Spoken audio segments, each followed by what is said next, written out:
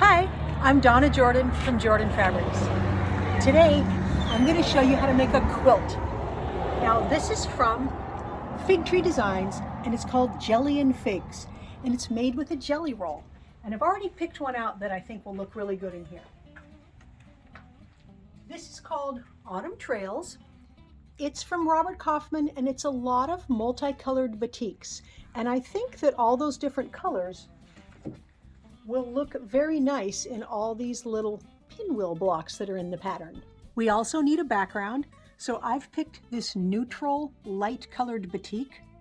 And the other items the pattern calls for: some sashing, a ½ yard, and then we're going to need an inner and an outer border, but we'll worry about that after we get the patchwork done.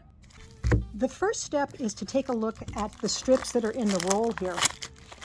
We need 21 of them to use in the patchwork blocks. So this part here, these darker little swirly things, that's the ones I'm going to get right now. So I'm going to pick all of the deeper colors here and make sure I've got 21. Okay, those 21 will be perfect, and I'm going to go ahead and make some subcuts from these strips. Now, I can't give you the sizes of the subcuts because it's not my pattern, but I've made a lot of fig tree patterns and they're very easy to follow.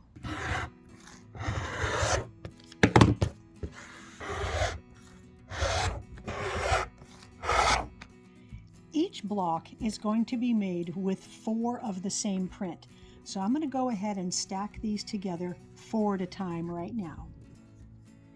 There's all the stacks. Let's go ahead and get the background cut up.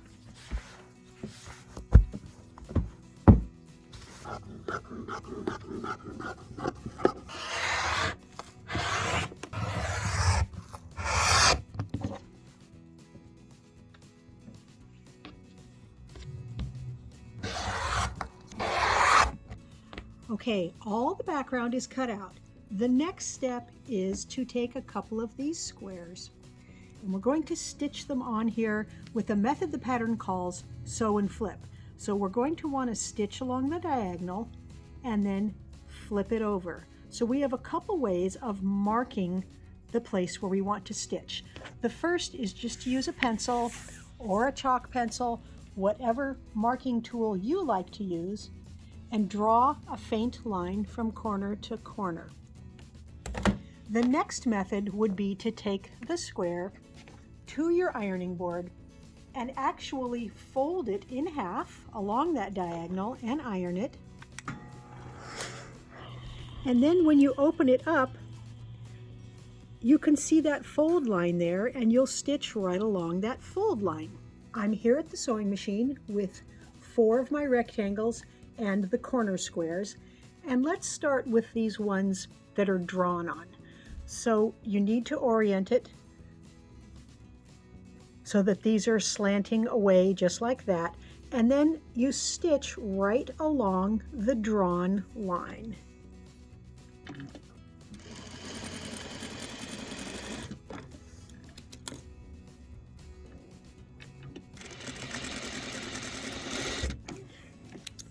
If you're using the ironed corners instead, they're still going to get put on the square like this, but I'm just going to open it up, line it up, and then I'm going to stitch right along that fold line.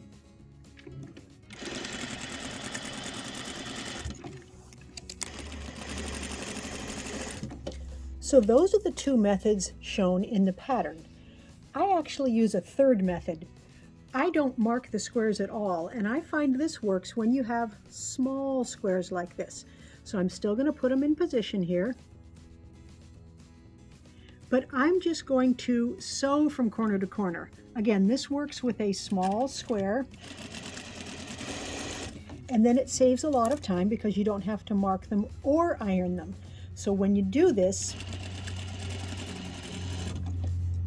you want to check it first and make sure that when you open that up, it folds right on top of itself with those raw edges all matching. All of these little squares need to be pressed toward the corners, and then I'm going to trim off the back 2 layers because that reduces the bulk and it makes it a lot easier to put these blocks, to stitch them together with the next blocks. I'm back at the machine with my pieced blocks and the background rectangles, and we're going to stitch 1 rectangle onto each of these pieced blocks here, and they are exactly the same size, and they all get stitched exactly the same way.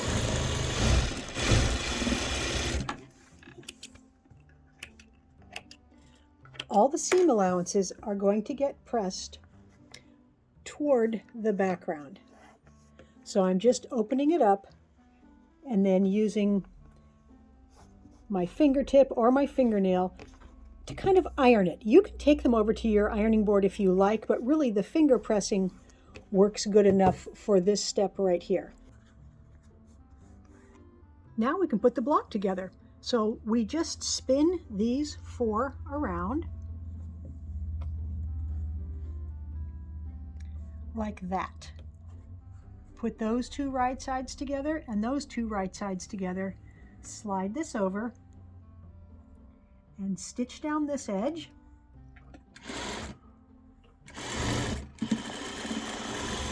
And I like to leave it on the machine and then slide the second pair over.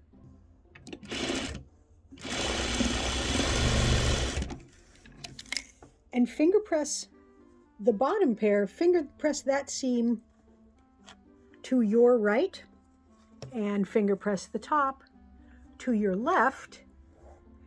That's because when we flip this over and turn it, that bottom seam allowance will be going down, so it's less likely to get flipped the wrong way as we stitch this final seam here.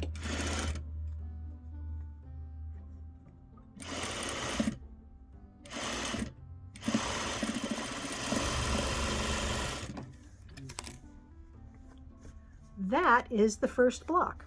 So I'm going to go ahead and stitch up all the rest of them just like that.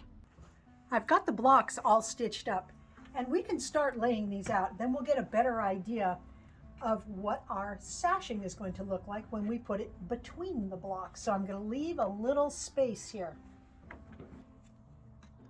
All the blocks are laid out, and I didn't really worry about what color went where. It just ended up pretty well balanced, but feel free to trade colors around. Now the sashing, we cut up a 1/2 yard into sashing, and a 1/2 yard is not enough to do the whole quilt, and that's because the pattern has you take your extra jelly roll strips and cut sashing pieces from those.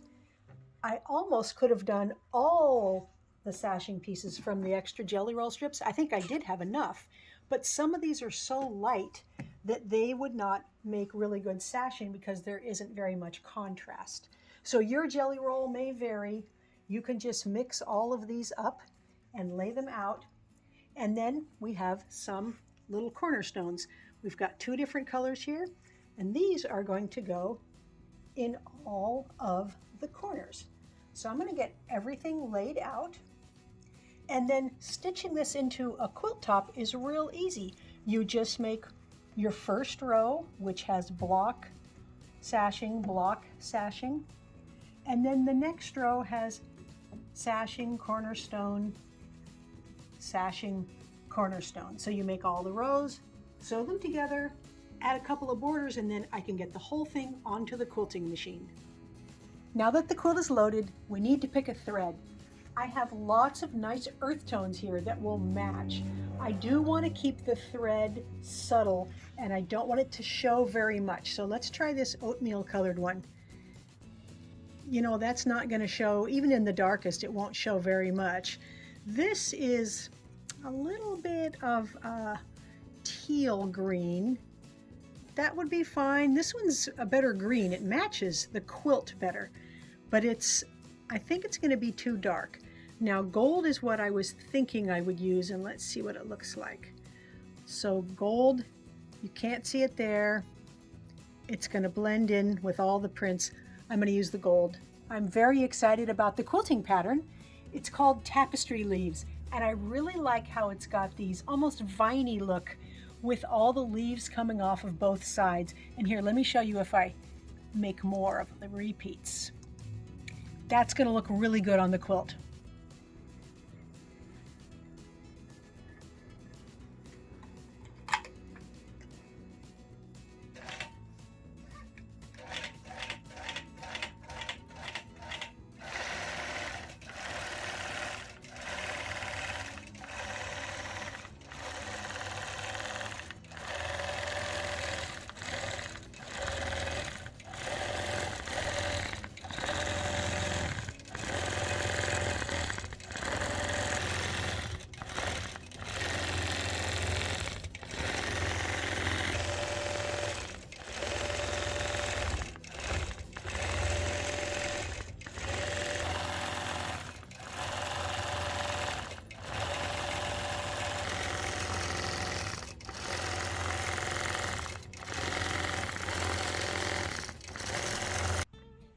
I've got the Jelly and Figs quilt all done. It turned out 67 by 77, so it's a nice throw size. And this is one of those quilts that would be very easy to make bigger or smaller because you can just make more or less blocks. So the blocks went together really quickly. I thought it might take a long time with all of these little squares that we put on, but they really went together quite fast. I love the quilting on here. I love these curves with those leaves, and they're really in keeping with the theme of all the batiks, which are all autumn themed.